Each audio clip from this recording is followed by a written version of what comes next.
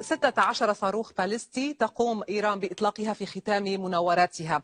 اللواء محمد باقر يقول إن الصواريخ المطلقة ما هي إلا جزء صغير من مئات الصواريخ القادرة على تدمير أي بلد يريد مهاجمة إيران. ما هي الرسالة التي تود إيصالها إيران إلى المجموعة المفاوضة معها في الملف النووي؟ باعتقادي المتواضع أنه أول رسالة هي تريد توصلها إلى إسرائيل وليس للفريق المفاوض. أنه أي تفكير في الهجوم على إسرائيل أو شن هجمة على إسرائيل سيكون الرد عنيفا ومزلزلا. الشيء الثاني هو أنه يا مفاوضين كفاكم تأخير وتأجيل ومماطلة وتلويح بعقوبات جديدة وما شابه ذلك، لأن في النهاية لابد أن يكون هنالك الحل الوحيد هو أن يكون هنالك مفاوضات من أجل الوصول إلى الاتفاق، والاتفاق هو يبدأ بأن يعود الأطراف أو تعود الأطراف إلى الاتفاق السابق.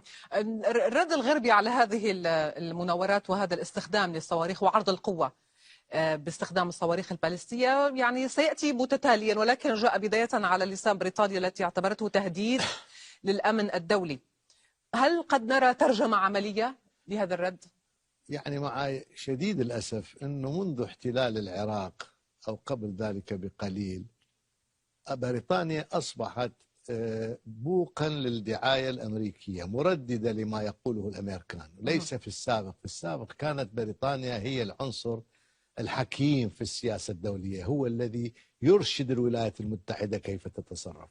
الآن أصبح العكس، أصبحت بريطانيا مثل ما فعل بلير ومثل ما يفعل الآن جونسون ومثل ما فعلت تيريزا ماي، ترديد لأصوات، ترديد لما تريده الولايات المتحدة الأمريكية. لكن بريطانيا هي تردد ما تقوله الولايات المتحدة الأمريكية، ولا أعتقد أن تهديداتها لها أي أثر على إيران. يعني أنا أستطيع أقول بدون الدفاع عن إيران، حتى لا أبدو كأني مدافع عن إيران لأن أنا أختلف مع السياسة الإيرانية في العراق، لكن أنا أعتقد أن إيران في المنطقة حققت نجاحات كبيرة. هي استطاعت أن تفرض سور أو حائط من الصواريخ حول إسرائيل أو فلسطين المحتلة، استطاعت أن تستقطب جماعات كثيرة مؤيدة لها في المنطقة، والآن تستطيع أن تحرك هذه الجماعات في أي لحظة، وأي عدوان على إيران يمكن أن يدشن أو يفجر آلاف الصواريخ في الجو باتجاه إسرائيل.